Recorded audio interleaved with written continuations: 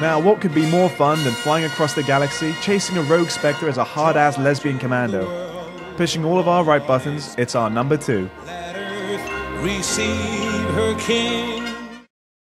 From the moment it loads up, you hear this kind of synth, really fast, funky 80s sci-fi music. I was hooked, you know? You have a Vangelis-style soundtrack, anything from Blade Runner from the 80s, and you've got that wonderful beginning. It sort of like goes digga digga digga. Wow! The sort of Mass Effect title comes up, and it's like a mix of the Top Gun intro and Blade Runner.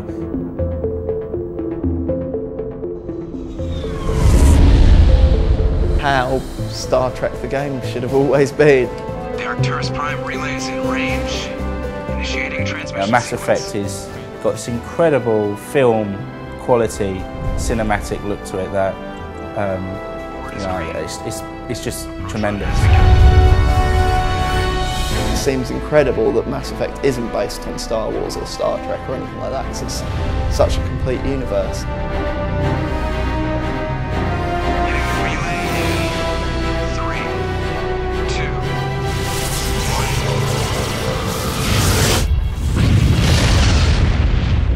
1. Confirm facial identification. You start off creating your character and you've got lots of customization options.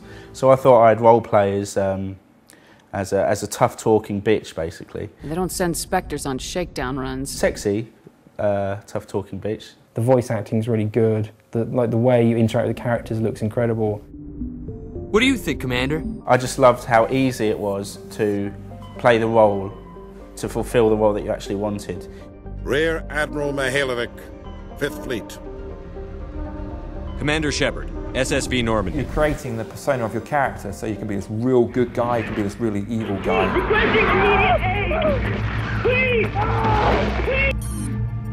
Request denied. Things that I was doing were having an effect on the experience I was having. Many decisions lie ahead. None of them easy.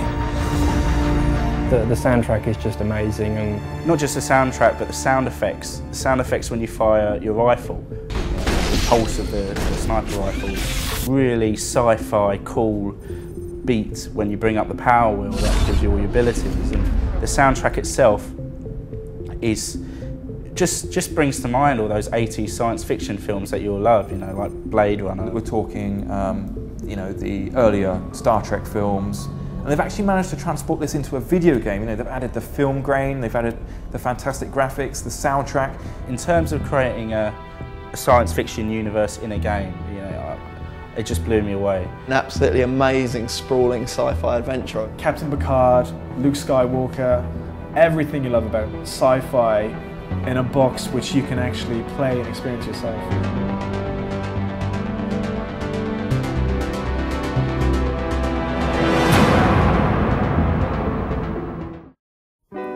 And so here we are, the best game of 2007. Delivering a game of such quality is a feat, especially when anticipation for it is already so high. Coming in at number 1, come on, were you expecting anything else? Chestnuts roasting.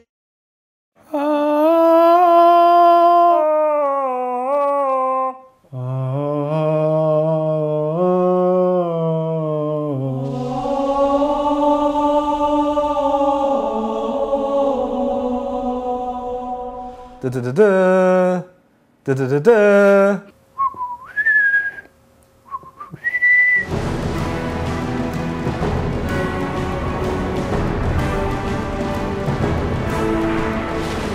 All the pressure on Bungie to deliver. Most anticipated game of all time, I'd say.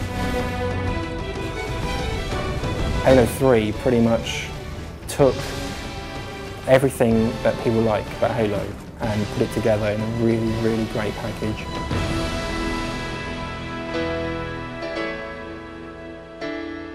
Master Chief is one of the coolest characters in game.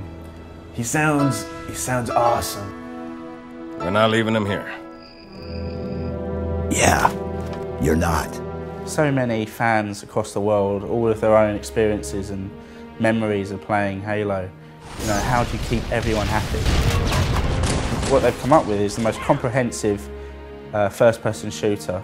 You've got a fully fleshed out campaign that, you know, it's got all the hallmarks of a science fiction storyline. It can be a bit confusing. And the storyline isn't really as good as it could have been. There's a lot there they could have done that they kind of didn't tell as well as they could have done. But then you play the same campaign with 3 other friends over Xbox Live, and suddenly that weak storyline doesn't matter.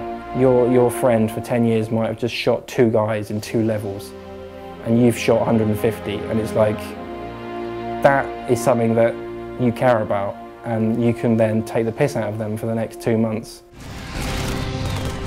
To a certain extent, the single player almost felt like a training tool for the online, because the online was just so exceptional. Yeah, multiplayer's more addictive than ever. Every odd night I'll play for an hour or 2 hours or something. I'll go without sleep just because I'm, you know, hooked at that particular time on Halo 3.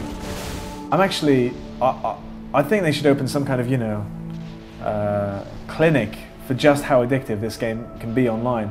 For me, it's actually because of the stats. You've got Bungie.net stats, and for me, it's like, you know, I care about what my accuracy is, and I actually want to know which weapon I've used to kill the most and stuff. It's one of those weird online experiences where you can actually get quite upset with what's going on. Someone picks up that sniper rifle you wanted, back in their head, you know. You know, if you're not performing well, you can actually get really annoyed by what people are doing to you. It's a game that has an online experience that is so hardcore. It's just a really hardcore first-person shooter. And yet everyone is playing it, and there are moments when you're playing Halo 3 online where you just think, this is just amazing fun, it's one of the best, this is why we love it. The Master Chief it's a bit like the whole the Stig in Top Gear. Like, who is he? What's he look like? The easy thing to expect is some big, gruff, gravelly voiced, muscly type, but I don't think that's what Halo 3 or Halo is about anyway, so I just imagine me. Is that a fair answer? That's who I imagine is in the visor. Perhaps some kind of reptile with a tie, and in my opinion, he's probably a crab in a bowler hat. Well, you know, whatever your opinion, you know, it's one of the best games ever, let alone this year.